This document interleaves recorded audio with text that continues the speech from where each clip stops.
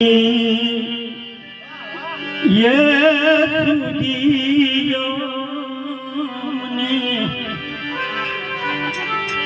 हम जननी ये सुदियो ने दे जो ये गुरुजी